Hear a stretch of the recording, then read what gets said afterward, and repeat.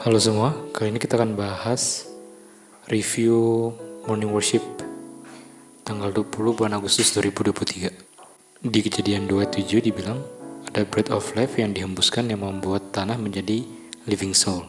Di John 6:63 dibilang definisi life di situ adalah spirit atau word. Artinya yang membuat living soul adalah spirit.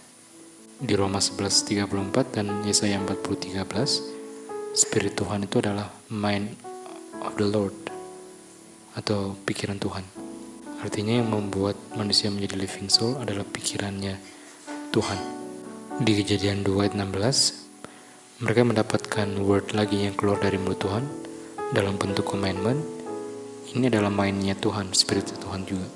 Nah, di sini bukan untuk membuat mereka menjadi living soul, tetapi untuk mempertahankan living soul mereka atau kehidupan itu. Artinya tidak pernah ada konsep di mana sekali hidup selamanya hidup. Dan di sini ada probation, ada ujian yang diberikan. Apakah Adam dan Hawa mau mempertahankan breath of life-nya itu? Artinya mereka belum tentu memilih untuk hidup terus-terusan, karena mereka bisa saja untuk memilih menolak kehidupan itu dan menjadi mati. Di Kejadian 2:17 ada pilihan untuk mau mati dengan memakan buah pohon pengetahuan yang baik dan jahat. Artinya kehidupan yang saya terima ini harus dihidupkan. Bukan hanya soal bernafas saja. Artinya untuk diberikan nafas adalah untuk menghidupkan kehidupan spiritual dan juga kehidupan fisikal. Di Kejadian 3 ayat 4 kita bisa lihat bahwa pentingnya untuk tidak mendengar buah pikiran dari setan, karena anjurannya bisa membuat kita hidup walaupun mati. Dan kita tahu pikiran itu adalah rohnya, tergantung dari siapa yang kita dengar. Ketika kita mendengar pikirannya setan, artinya kita memiliki roh yang kering, karena rohnya Tuhan dilambangkan dengan air yang memberikan buah sebagaimana dijelaskan di John 15 ayat 1. Di Kejadian 3 ayat 15 dibilang setan dan wanita membenci, juga sekaligus keturunan wanita dan keturunan setan juga saling membenci. Itu semua berdasarkan waktu yang nanti, karena kebencian itu Tuhan yang berikan kepada wanitanya. Dalam soal kebencian saya terhadap dosa yang diberikan Tuhan, itu adalah hal yang supernatural. Itu gak bisa terjadi tanpa Tuhan yang terlibat di situ.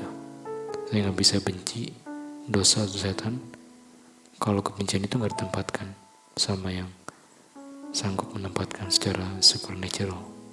Semua kebencian ini asalnya dari hasil menerima apa yang keluar dari mulut setan.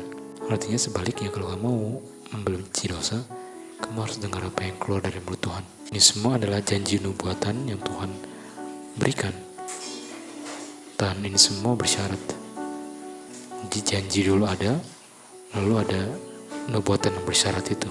Syaratnya adalah whosoever believe it, John 3:16. Jadi sebelum Hawa pergi ke pohon itu, dia gak pernah mendapat kebencian akan hukum Tuhan. Nah, setelah dia tinggalkan pohon, dia sekarang benci akan hukum Tuhan. Itu semua akibat dari undivine influence of Satan, atau influence dari setan yang tidak baik. Di sini kita bisa lihat pentingnya untuk eternal vigilance untuk mendapatkan eternal life. Karena pengaruh itu kita harus waspada selalu. Dari siapa kita dengar, apakah itu akan mempengaruhi saya untuk kehidupan saya, terutama kehidupan kekal saya. Inilah great controversinya, inilah pertentangan terbesarnya mengenai seluruh pilihan dari setiap sel kita. Apakah itu tunduk terhadap firman Tuhan atau dipengaruhi oleh pengaruh yang diberikan oleh setan. Dan tujuan peperangan ini adalah untuk kita bisa meremukkan kepala setan. Makanya Tuhan bilang, saya akan menaruh kebencian yang sanggup untuk mau meremukkan kepala setan. Dan Tuhan berhasil taklukkan itu. Di Bukit Golgota dengan Mind of Christ di Filipi 2:5, dia sanggup. Di Bukit Tengkorak yang menampakkan kepalanya setan berasal diibrus di bawah kakinya Tuhan Yesus. Tapi enggak itu tujuan akhirnya. Karena di Roma 16:20 Tuhan akan berus setan di bawah kita punya kaki melalui grace-nya Kristus. Dan peace itulah untuk tidak memiliki kebencian atau tidak memiliki peperangan terhadap Tuhan, atau sebaliknya adalah peace untuk memiliki kebencian terhadap dosa. Dan ketika kamu berhasil untuk meremukkan setan dalam pikiranmu, engkau menjadi satu dengan Kristus. Dan persatuan itu dilambangkan dengan kita makan dan minum roti dan anggur. Dari segala macam hal yang Tuhan mau berikan, biasanya kalau sulit dimengerti, Tuhan akan berikan melalui perumpamaan. Tapi ada satu hal yang Tuhan gak berikan secara perumpamaan. Di John 16 ayat 25-28, Tuhan Yesus sedang bilang bahwa dia keluar daripada Bapanya.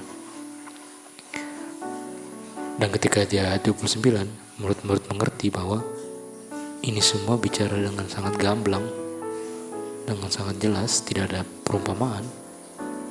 Ketika Tuhan bilang dia keluar daripada Bapa, artinya sangatlah salah untuk mengambil kesimpulan bahwa Kristus bukanlah anaknya Bapa, karena itu bukan secara perumpamaan, tetapi secara kenyataan.